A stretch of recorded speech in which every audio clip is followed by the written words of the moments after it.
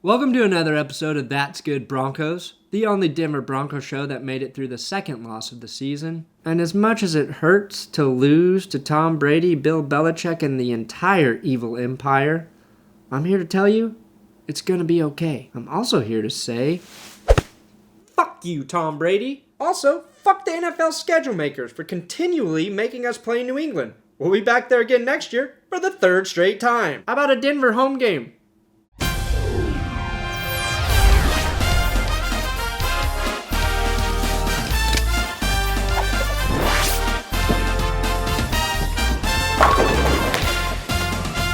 I'm Brandon Perna, and today I'm gonna do what nobody else in the world can do, explain to you the real reason we lost the New England Patriots 34-31 on Sunday Night Football. And let me tell you, there are some very mysterious forces that played into the loss. The first quarter of the game couldn't have gone much better for the Denver Broncos. Wesley Woodyard riddles Stephen Ridley with this hit, causing a fumble which Von Miller scoops up and returns 61 yards for an early Denver Broncos touchdown. Stephen Ridley seemed to blame his helmet for the problem. It's like, show that helmet some respect, Ridley. It's the only thing protecting the world from seeing that hideous mohawk. The best part of that play was Tom Brady's half-ass attempt at tackling Von Miller. How much proof do we really need that Brady plays the game like a bitch? Not much more, because we got loads of proof.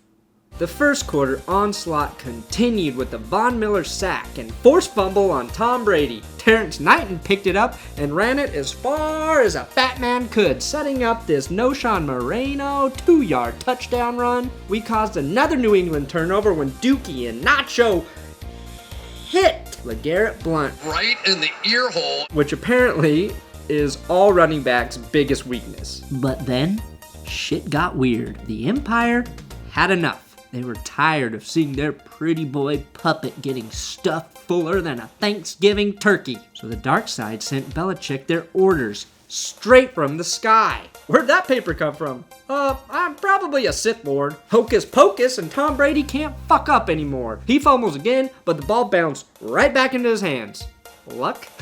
I think not. We scored one more touchdown on this precision Peyton Manning pass before the orders from the dark side went into full effect. Holiday Road is officially closed. There's just too many potholes for footballs to fall through. This muff punt happened with 34 seconds left in the half, which led to this Hail Mary attempt by Tom Brady, which led to this DRC interception attempt, which led to his shoulder injury, which just led to a complete breakdown on our defense. Coincidence? I think not.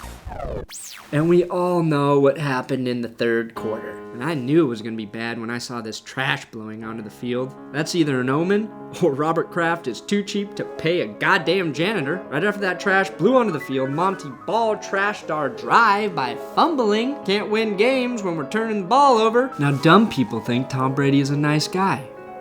Well, he's not. He's an evil part of the dark side. Just look at how he acts after this touchdown pass to Rob Gronkowski. I have no soul. I have no soul. Fuck you, Tom Brady. We're not even gonna watch the rest of the second half. It ends in a tie, even though we had a chance to put the game away with a minute and 34 seconds left. Overtime began, and Tom Brady continued to play the game like a brat, whining every time something didn't go his way. Was it pass interference? Probably.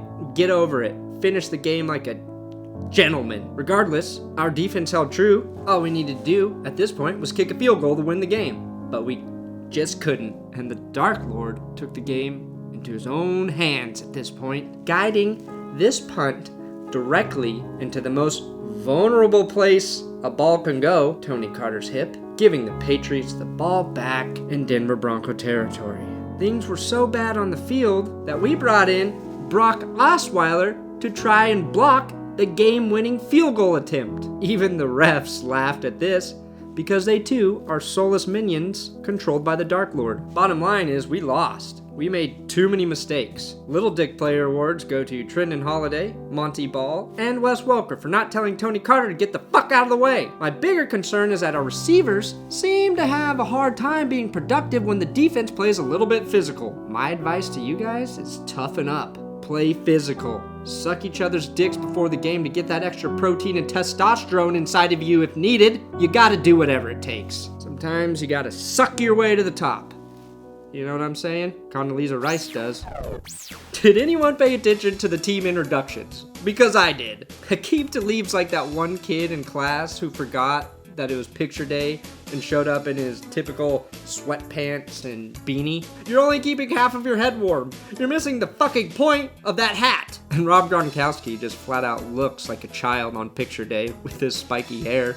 Don't be a grown-ass man spiking your hair with Mega Hold LA Looks hair gel. Maybe this is why I'm bitter towards superstar athletes. They can look like 7-year-olds, and there is still a legion of women begging them to Gronk them. Ooh, Gronk me. Gronk me. Gronk me?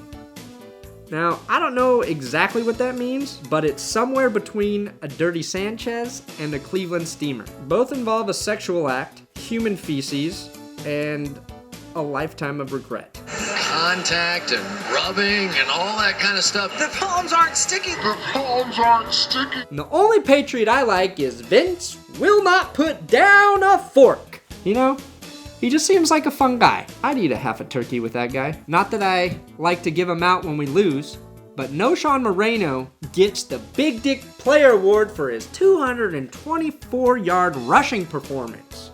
He's the only player who had a complete game. He even played with this giant owie on his arm. On a side note, have you ever noticed how fast Moreno gets up after he's been tackled? He just pops right up. It's actually not something he can control. He suffers from a phobia of the grass, known as Hastenborophobia. And it's a condition that affects 1 out of every 1,000 crazy people. It really shows tremendous bravery on his part for being able to step out on the field. So hats off to you, Noshawn Moreno, for overcoming your fear of grass. I wish Von Miller was that afraid of grass.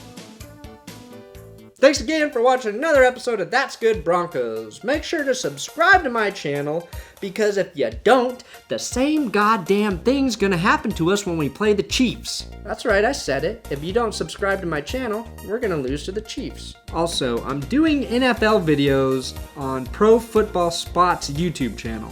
It makes me sick. It makes me sick to my stomach. It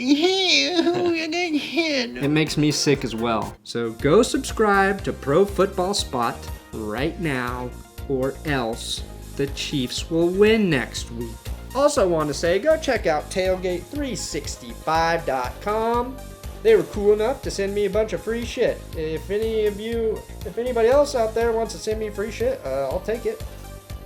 I'll take it, because I don't have a lot of money. And they're really nice for sending me stuff. They're really nice. Go support them. Get some of them wind-resistant beer pong balls.